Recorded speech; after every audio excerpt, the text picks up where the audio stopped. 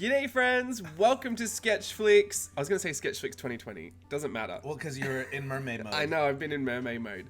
Welcome to SKETCHFLIX. Welcome to SKETCHFLIX. Steve's here with me because Hello. I have chosen what would be one of your favorite movies. Literally probably one of my top 3 favorite movies Disney's of all time. live action Cinderella. It's kind of a shock that I haven't done this one I yet. can't believe it. You've done the animated version. I did the animated one, I think maybe in 2018. Kind of when you started this whole endeavor. I started a lot with animated, and I actually thought that it would be too difficult to do live action. But it's actually not. It completely opens you up to a different thought process. If you've never heard of SKETCHFLIX before, it is my excuse for watching television while I work, and I get out this massive 600-page sketchbook, which is truly massive. It's huge. And I sketch through the movie. I usually need about 10 to 15 minutes to kind of get in the groove. Up, right? Yeah, it happens every single time. So the first drawings are a write-off, and I always get tempted to draw exactly what I see on the screen. And then after that, I start to try and look for ideas or inspiration. References, yeah. And so I don't tell myself I can't draw from the screen, but my ultimate goal is to hopefully pull ideas and more inspiration to use in the future. If you think about it, a movie is an hour to 2 hours long. Right. And what can you really accomplish in 2 hours if you're going to sit down to do a finished art piece? Not much. So I don't tend to limit myself to finishing anything. But you do. I do finish things, yeah. I can be lucky sometimes, but it's all rough, it's all sketchy, it's all ideas and concepts, and it's like a lot of thumbnailing. Also, I don't feel like it can be very easy because, like, in scenes in movies like this, what you're drawing, you know, it was so quick. It's so quick. It's like a flash, right? So you're really just taking the idea that I like. I like that she was laying down reading a book, and I never draw positions like that, so I thought I'll draw that. Yeah, this, but also this part here, I love her entrance. It's so dramatic. Right, but this moment, she's literally standing here for maybe 3 seconds. Yeah, so you have to kind of try and remember. There's the cat. That didn't work out. Not everything get what it is. Yeah, and it's the idea that maybe in the future, as I'm journaling or I'm drawing something or just having some fun playing in my journals, these are ideas I can pull from in the future to reference. Like, drawing fashion. Maybe I don't want to draw the face on a particular day. Well, now I can draw a massive hat on a side profile. Easy, done, simple. No, it's very clever how you make it work. And then there's some really fun moments like this. This in particular is one of my favorite drawings from this SKETCHFLIX. Ooh, I love her angles. I do like her angles too. That's what I like. It's very unexpected. Very chin to shoulder. Yeah. Anyway, so that's just kind of introducing SKETCHFLIX. If you've never seen it before, I have a whole SKETCHFLIX playlist with a lot of different movies and genres that we kind of tackle, and it's really fun to go through. If you've never done it before, I suggest you give it a go. It's a great excuse to watch telly, and yeah. I mean, if you're gonna watch television and bring your if you're gonna bring your journal out, I was gonna say your doodle pad.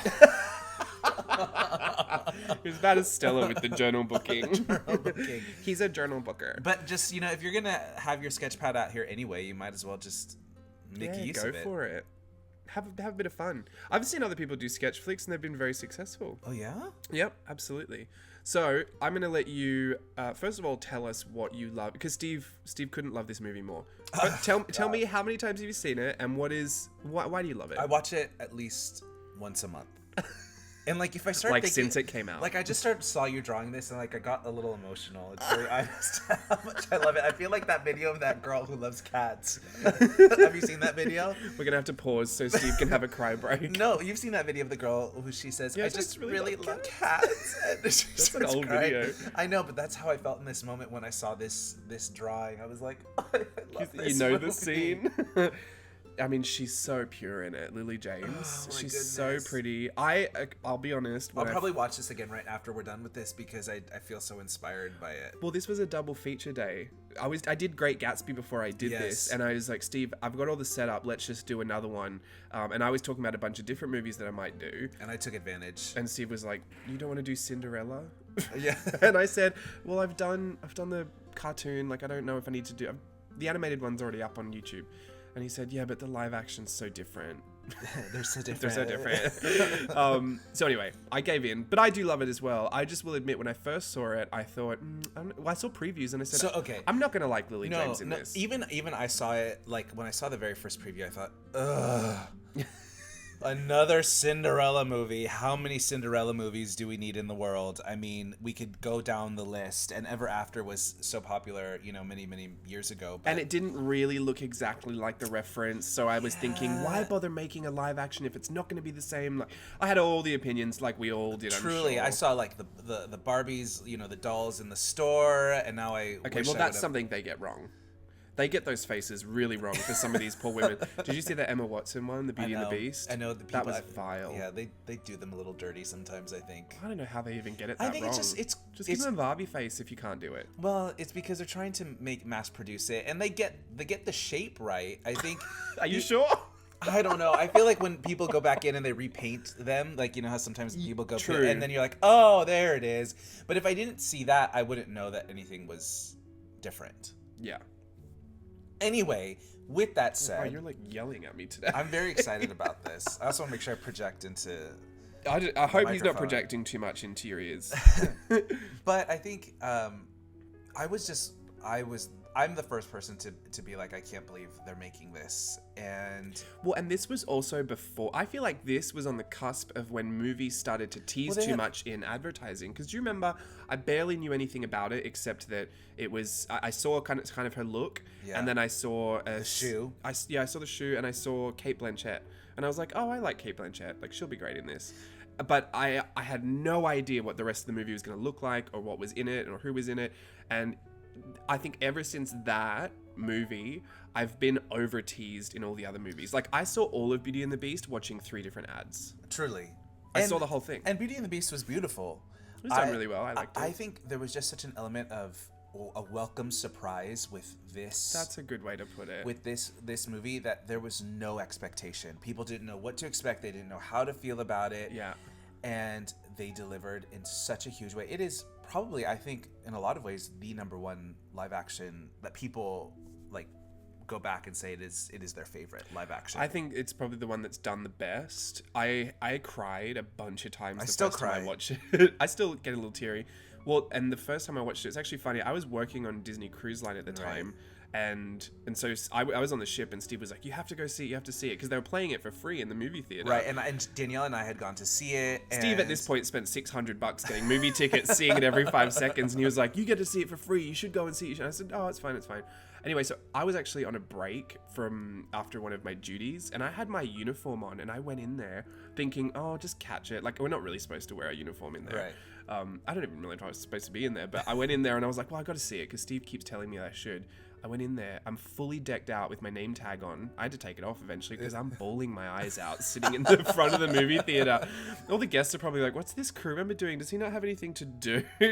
But yeah, cried multiple times. Crying, literally. And big cries, like lots of emotion coming out. Like... yeah, a bit gasping for air. Uh-huh. It was fantastic. I loved it. And more than anything, it was just such a beautiful... It was so aesthetically pleasing to watch. Yeah. The costumes were out of this world incredible. Well, it did like haute couture. I mean, yeah, Sandy Powell, she did win the Oscar that year for costume design. She should have. Incredible. Well, and the thing that I actually think part of why I love it so much is because Kenneth Branagh is the director of the movie, and Kenneth Branagh, if you know anything about him, he is a classically trained actor, Shakespearean actor, and there was a film version of Hamlet that came out maybe now 25 years ago or so that was award-winning, and he played Hamlet, and it is, I think in a lot of ways people look up to that version of Hamlet as the quintessential version of Hamlet. So he is an actor, and he understands text and story, and so I love that he almost took a very Shakespearean classical theatrical approach to a fairy tale and a contemporary movie. Okay. That's why the acting, a lot of times in the script, it is very simple, but the acting is so intentional. And even the scripting in it is, the storytelling is so specific. Like, and there's so many nuances to everything. To some of the acting. Like, one of my favorite parts in the movie, which is Steve's favorite part in the movie, is when Cinderella is at the ball and she's about to start the dance, and Prince Charming puts his hand in the little crook of her back, like the lowest part of her waist, and and she just does this breath, like she's just lost her breath, and I like that.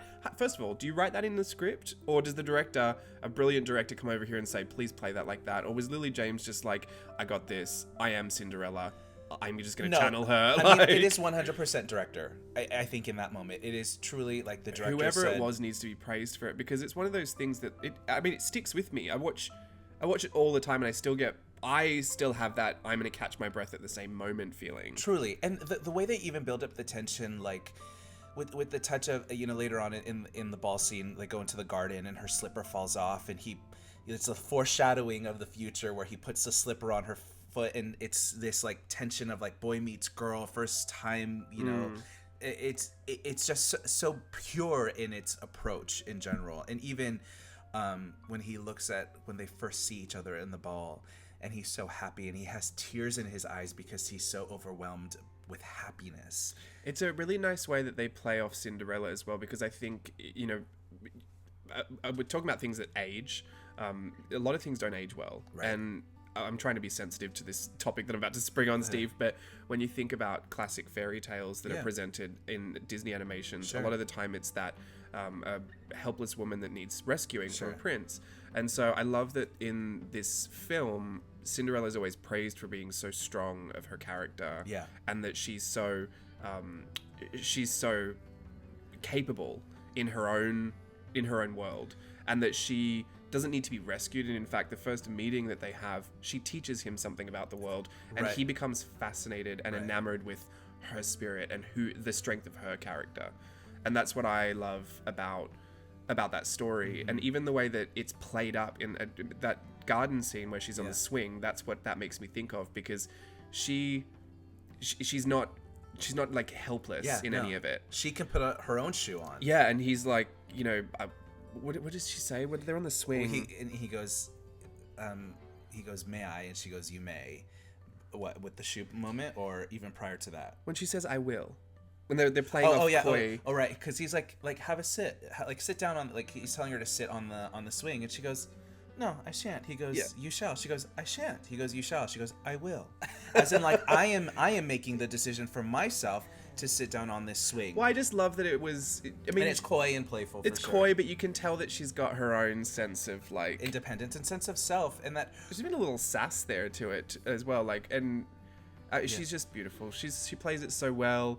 I love the way that it's all portrayed. I love everything about it. And she's just so and they talk about her beauty, but they don't talk about it in a necessarily a physical sense. It's just her spirit is beautiful, and because she has a beautiful spirit that it emanates from within, and even like the power that she has, where at the look at Steve getting involved in there at the very end, like, you know, with the stepmother, and she looks back at the stepmother and she goes, I forgive you.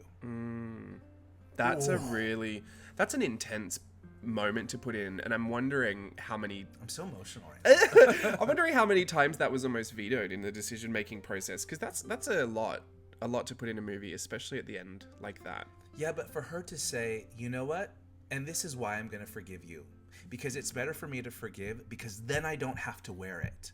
I don't have to wear the power that you exerted over me. I don't have to wear the abuse. I don't have to wear that. So I can forgive you and move on and know that it's the release from all of that. Right. Your life justice will be served to you. However, justice is going to be served to you, but I don't have to serve it, and I don't have to wear that guilt of it either. Right. And because she is non-judgmental, and she, even when she says to him, they treat you well, and she says they treat me as well as they're able. Oh, that's so strong. I mean, that's a really interesting way to position a character, especially one of these, you know, quote unquote classic Disney princesses who are generally just presented as one-dimensional and demure and helpless. Which, you know, and I'm not going to take I mean, I can't speak on it. I'm not a woman, obviously, but I'm not bashing any of the classic animations. Of course, because there's beauty in all of that too, and there's stories and lessons to be learned. With everything, you can textualize, and I still think that they represent something really fun and whimsical and light. But as far as, like, if I was going to show my daughter something, I would show her this and say, learn all of this. Also wear all of this. Exude this. But just even the overarching theme of the film, of the story, is have courage and be kind. Just, I mean, that courage and kindness Willow overshadows everything, and I think a lot of that is another word for courage is strength, and I think kindness is love. So I think if like at the core of those foundations of being a courageous individual, have courage and be kind, is to exist in a space of strength and in love, and knowing how to do that, to be strong of character, also to be gracious, and to approach life and others with love, with a sense of love. And I guess that's why it's fairy tale, because that's probably one of the most difficult things we can do as people. No, that's a tough concept to live out. Because it's also, and she exists in such humility as well, and it's not easy to be humble, especially when you've been in a space of pain or being hurt, and you know, to see how she does overcome some of these trials and tribulations that she's faced in her life, it is groundbreaking, and it's powerful, and it teaches me something every single time I watch this movie. I'm constantly reminded, oh, okay, this is a better way to approach others, and this is a better way to live. Well, I think it's interesting because I guess maybe you couldn't so much do this with Beauty and the Beast, because it still represents a very fairy tale element of transfiguration into an animal, which we can't really relate to. But I think the beauty in the way that this was translated from animation to live action is that they not only took motifs and references, and obviously the costuming is beautiful, and the filming, the locations are beautiful, right, but they actually took some very human elements of pain and loss and grieving, right, and judgment and forgiveness, things that are you don't typically find in these fairy tale stories, because they're simplified, and these aren't simple ideas, they're not simple constructs. No. And to even play them out on the screen effectively, that requires someone who has foresight to know that narrative will even make sense through the whole thing. Right. And that's why I love that, like, Lily James playing Cinderella as the protagonist, I think was so perfect, because she has the ability to pull it off, and she was so believable in a fairy tale. Yeah.